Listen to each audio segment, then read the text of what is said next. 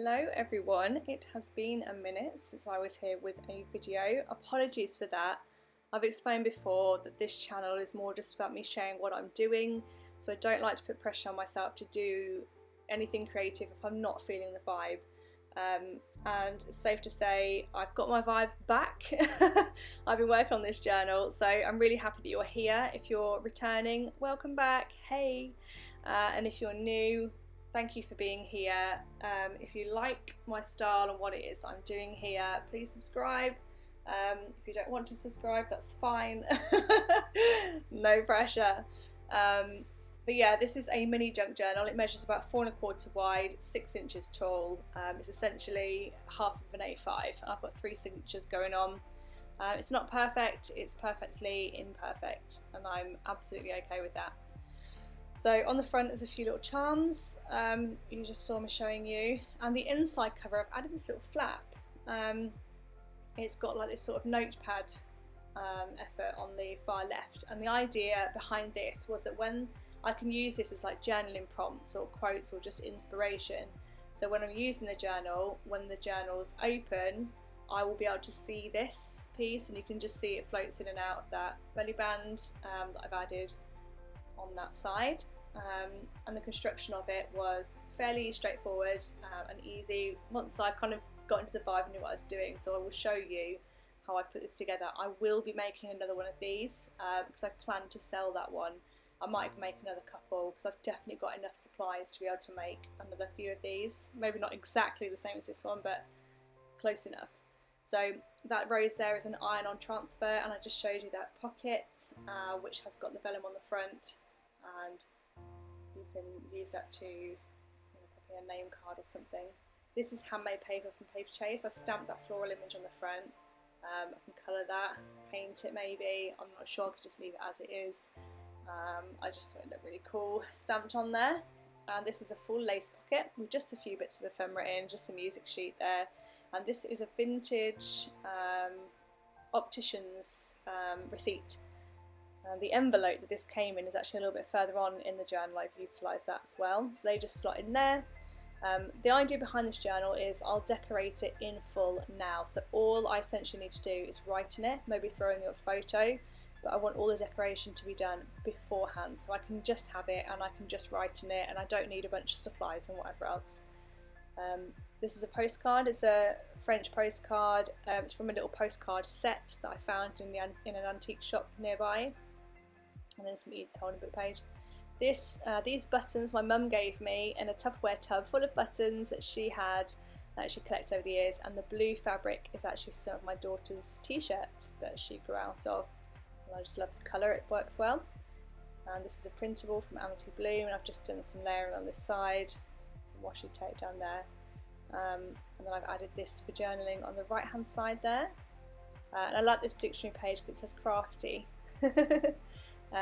This floral is a digital cut file. I have a Cricut machine, so I cut this with the Cricut, and I really like just how that looks. This has been lined with vellum. The pocket, the opening, I've put vellum behind, so if you've got any writing or a photo or whatever, it will blur it a little bit so it's not so harsh and obvious. So if you want to do any like secretive journaling, that's probably a good spot to do that. These papers, some of the older papers, you need to be mindful if you're making journals yourself, that you might need to reinforce where you're going to stitch them in with some masking tape or some washi tape or something, because they can become brittle and they can snap, they break. This is some vintage wallpaper that I've had, and a little fabric pocket to stick that into. I love how it looks. This is, I had these, I had loads of them, I've only got a few left. I got these from a friend's wedding years ago, and they went around all the little cupcakes, and so I just put it on some pink cardstock, used the gesso with my finger, just rubbed it across, and this is what I ended up with, which I think looks pretty cool. So I've just put it in there, and I've added it sort of above the corner so it overhangs a little bit because I like the layers. I like the way the textures come together. This is just stapled on. It's a tram ticket, a vintage tram ticket. I got this as a child when I went to a vintage museum, and I've got a paint chip at the top here as a tab because this opens up to add some journaling space, and I've just used masking tape I love using masking tape in my journals. It's just natural. I like the colour of it. I like that it's not too obvious. But you could use a nice pretty washi tape as well, that look just as nice. These butterflies are from a die set that I have that punches out the wings, but obviously they're still attached to the page, still part of the page.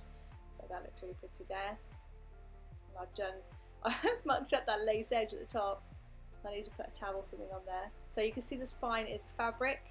I've sewn them on with the machine. I machine stitched these signatures, so the collection, each collection of paper is machine stitched in. There's the envelope that the vintage optician's receipt came in, and just a little journaling card that I popped in there. This doily I've just stitched on, so I could use this as a journaling sort of tuck spot. I can pop something in there like you see, or it could just literally be used as decoration for that page. I just like the way it looks on the edge of that. Excuse me. And I have this little tuck spot, so I added this little journaling card, which I sort of earmarked. I'm going to probably add a little quote to that or something nice, some like, you know, happy thoughts or something. I've added a ruffle there, so that's the back side of the envelope. I folded the flap back on itself, and this is the actual front of the envelope, which you can see I've tea-dyed, I've done some stamping on. And there's another one of those digital die cuts that I've used there on that journaling card. I've just added some masking tape so it looks like the flowers taped on, and then I've added a tab. So nice. These I'm going to show you how to make, because these are fantastic. This is something that I learned. I was watching some videos in bed late last night, and I was like, I can't wait to wake up in the morning and make some of these. So this is the result of that. And I've just tucked a little journaling card underneath there, which I think looks really nice.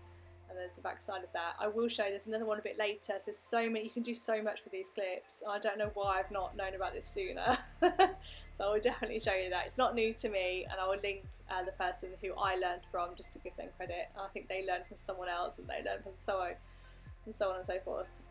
There's another piece of vintage wallpaper there, and this Weetabix advert. I love this advert. I came across this in some sort of old newspapers that I've got, and my son eats Weetabix for breakfast every morning, so that's perfect for me to have in my journal.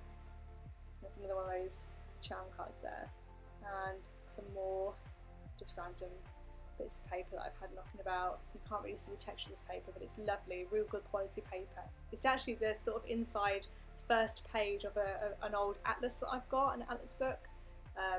It's just the blank page you get before like the actual book starts. This is like a linen lined map, and I love the colourway of this map. It's just such a nice vintage, naturally aged colouring, so I've added that in there. Card. I love this blue paint chip. I had envisaged like somebody who's kind of redecorating, and I've got a little bit of wallpaper there, some fabrics maybe for the linens, like neck curtains, or you know, just somebody that's kind of putting a few pieces together and thinking, yeah, that's what I'm going for. You know, I just love the way that looks, and I've added some tea stain paper on the back so I can journal on it. Here's a Polaroid-esque styly journaling card. That picture is actually my phone screensaver, and I just love the way it looks. I love the colours, so it'd be rude not to add that in somewhere as well. And I've added this button. This is quite an expensive button, but it's a horse, so I had to have it. I love horses and horse riding, so I've added that in there. Oh, and the hedgehogs. Oh gosh, I feel like I'm just talking and talking and talking, but anyone who knows me will know that that's genuinely my talent. So I love the hedgehogs, and we're getting so many hedgehogs in the garden in the UK at the minute, and I like to leave water out. So if you're in the UK, leave some water out, because they like to climb into paddling pools and then they can't get back out again. So leave water out for the hedgehogs. And there's some little spiel on the back of that pocket about hedgehogs, and some more of that butterfly cardstock that I made. This is just a vintage lace doily that I got from the antique shop. God, I can't wait for the antique shop to open up again. Here's some music paper. I made a pocket, and I've made this journaling card with like scraps of the bits that I had laying around on my desk, and I've just sewn them all on. I glued them all down, and at this moment I've decided that I'm going to add a small little bit of a zigzag stitch, so you see me set that aside, and I will show you what that looks like at the end of the video. Little details like that, and again, once I get it in my head, it has to happen. So some more Edith Holden book page, and you can see how some of the pages are not quite, they're not the same size, they don't quite align. I love that layering. I love how that comes about. So I've done a little floating pocket here. There's another horse clip there that I've had for ages and ages, so I've added that on there because it looks rather nice. Some sort of plainer pages thrown in there as well. This is a lace pocket, and it's like sauces, and it's chocolate sauce there, so I was like, that's got to go in. And there's some vintage postcards that I again got from the antique shop. I've got a little collection of these, and the colouring of these postcards again is just lovely, just like really like on point for me. A little ruffle there. I love adding ruffles at the minute. And some children's book page here, which again is a horse. On one side. This wax paper, I made this wax paper today. This is another thing, I was watching videos again. This is something that I tried today, and oh my gosh, I love it, absolutely love it. And obviously it's gone transparent, you can see here with the card underneath. It was just a plain piece of white paper. Again, I can show this technique if you like. But what I did was use scented wax. I used a candle that I've got, so it smells, because my whole like junk journal just smells so nice.